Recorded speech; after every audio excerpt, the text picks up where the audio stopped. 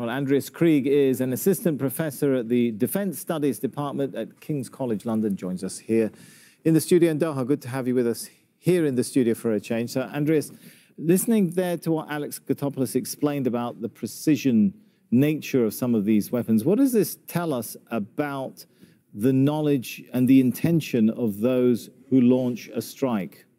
No, I think we have to abandon the idea that there are surgical strikes in an environment such as Gaza. I think it starts all with number one fact is densely populated areas, civilian and military targets kind of coexist, right next to each other. The other problem is any JDAM, doesn't matter how precise it will hit the target, relies on a very good intelligence, which Israel clearly doesn't have. We've had to see time and again, we've seen the intelligence picture that Israel might have had in the beginning of the war is no longer the same. They don't know what they're going, they don't know what they're striking. But we've heard from UN officials, Andreas, who said, we've given Israel the coordinates of our schools, of our installations, right? So, assumedly, they know those coordinates, they know those locations, and when they raid or attack schools and hospitals, they know exactly what's there, right? They do know what is there, but they're also second-guessing because they're thinking, obviously they know it's a civilian infrastructure. The argument is always there's also a military purpose behind it, but most of the time they're striking anyway, even if they're in a case of doubt. The other problem is these are area effect weapons. That means even if you hit the target precisely, the area effect of that means that you will inevitably have collateral damage, which is civilian in nature, both in terms of civilians being killed as well as civilian infrastructure destroyed. It's very clear from reading the statements from everyone from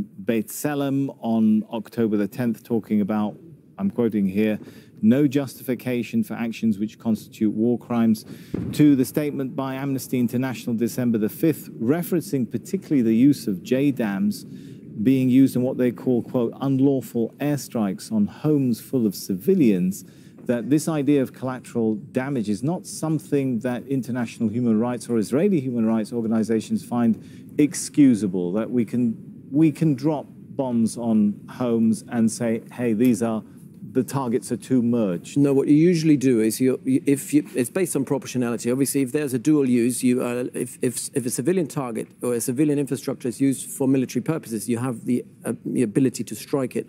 But you have to do so proportionately and with as much precaution as possible. The problem is the strikes are not proportionate, and you always should be deciding in favor of civilians if they are there. We know the Israelis know civilians are there and they're striking anyway. They're deciding always in favor of the military advantage and never, as they should, in favor of civilians on the ground. All right, we'll have to leave it there. Thank you so much, Andreas Krieg, for coming in, talking to